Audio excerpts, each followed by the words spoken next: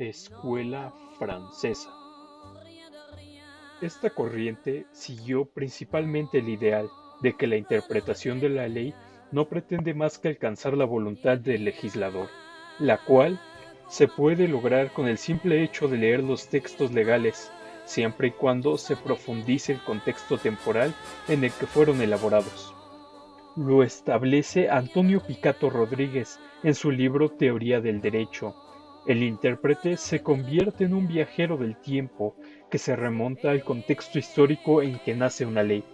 No es el alquimista que explora una y otra vez los textos hasta dar con la voluntad genuina de su creador. Antecedentes de la escuela científica francesa.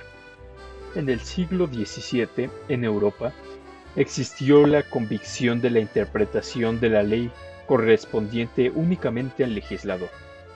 Con este fin, se dictaron ordenanzas que prohíben a los jueces interpretar la ley y se le impulsó la obligación de remitir el proceso al monarca.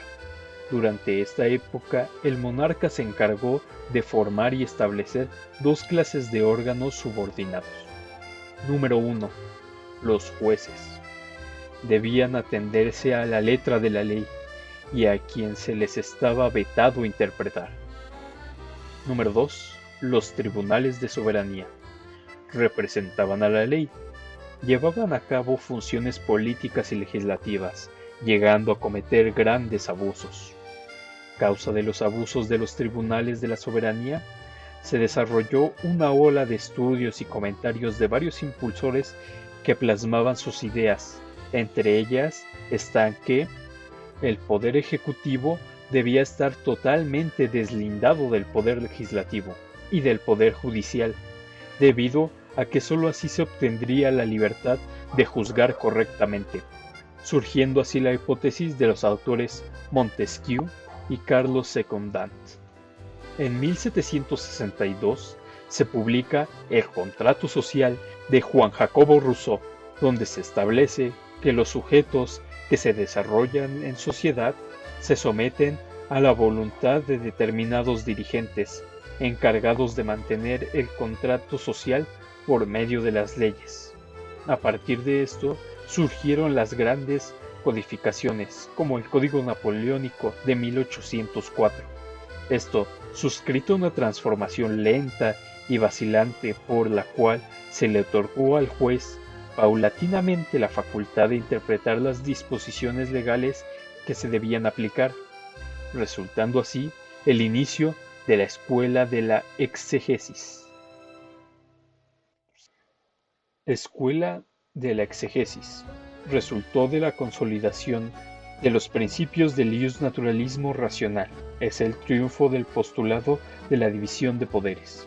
Es la necesidad de afirmación de estabilidad y certeza del derecho establecido por la Revolución Francesa, el cual busca que no solo se le otorgue el poder de interpretar la ley al creador de ésta, sino que permite la facultad de utilizar otras fuentes para interpretarla y resultara válida.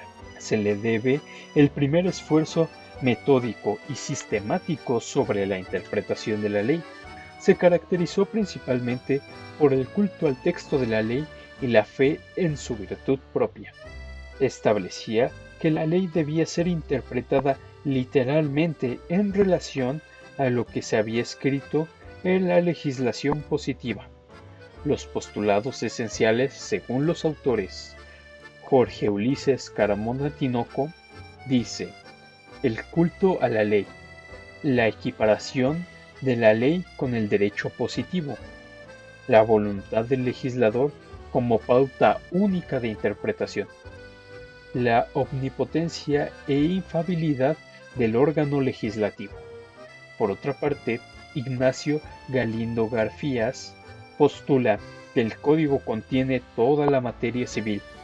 La labor del intérprete, por lo tanto, la codificación exclusiva del legislador no tiene relación con los antecedentes históricos sociales, políticos, anteriores a la obra de codificación.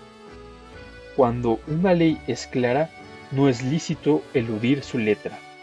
Si la expresión de la ley es oscura, deberá buscarse el pensamiento del legislador a través de los trabajos preparativos, las condiciones que prevalezcan en el momento en que la ley fue promulgada.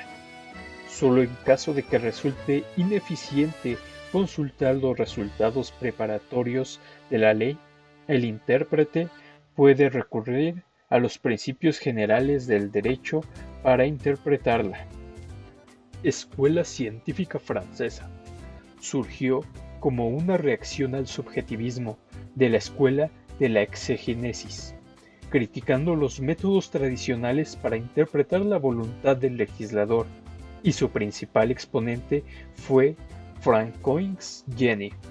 Dicho autor se pronunció en contra de la identificación de la ley escrita con el derecho positivo, pero en lo particular fue una reacción a lo planeado en la escuela de la exegesis.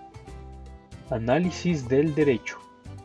La escuela científica francesa consideraba que el derecho es un método para resolver los conflictos, de tal manera que las reglas jurídicas son constituciones capaces de influir en la vida. El derecho positivo es la formulación de soluciones jurídicas para los problemas derivativos de los intereses humanos. El fin del derecho es precisamente la solución de estos conflictos. Método jurídico. Francois Jenny planteó que el derecho es un fenómeno social, por lo cual los aspectos generales presentes en una sociedad también deben estarlo en el derecho, como son los aspectos sociales, económicos, políticos, religiosos, éticos, entre otros.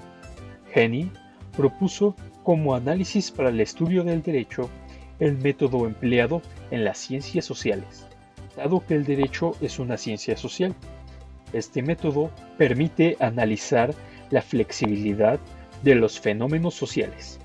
El derecho, al igual que las demás ciencias sociales, es producto de la actividad humana, cuya creación no sigue normas rígidas, sino flexibles. La libre investigación científica se basaba estrictamente en los principios objetivos, de manera tal que la investigación resulte neutral y objetiva, para estar sustentada exclusivamente en los hechos. Con respecto a la objetividad, Jenny decía que las relaciones de la vida social o elementos del hecho de toda organización jurídica lleva en sí las condiciones de su equilibrio y descubren en ellas mismas las normas que deben regirlas. Interpretación de la ley. Busca el contenido de la fórmula legislativa a través de la fórmula expresa. Crítica al método tradicional.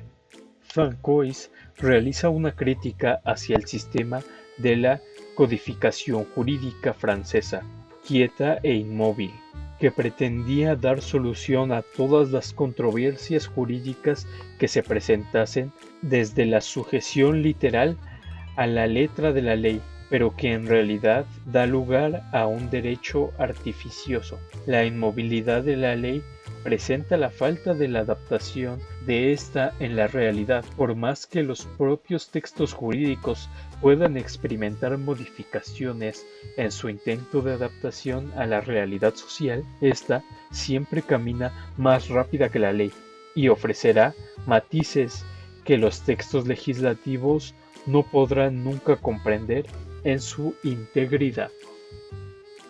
En conclusión, la escuela científica francesa de Francois defendía la idea de una correcta interpretación de la ley debía hacerse por medio del método científico, dejando a un lado los sentimientos y arbitrariedades de los hombres, teniendo como finalidad encontrar el verdadero sentido de la ley escrita por el legislador y aplicarla de manera justa para así lograr la satisfacción de los afectados y de la sociedad en general. Su objetivo es encontrar la voluntad del legislador a través de la ley escrita, buscando la decisión que el legislador impuso de forma primigenia, teniendo como finalidad valorar los principios sociales que el legislador protegió. Permite el uso de método de las ciencias sociales para interpretar adecuadamente el derecho, lo que se facilita mediante el uso de la investigación histórica del derecho y no solo de la dogmática jurídica. Algunos juristas opinan que tiene la ventaja de permitir el respeto a la ley sin quedar esclavizados, lo cual favorece una adaptación permanente y objetivamente sustentada a la realidad cambiante. Gracias.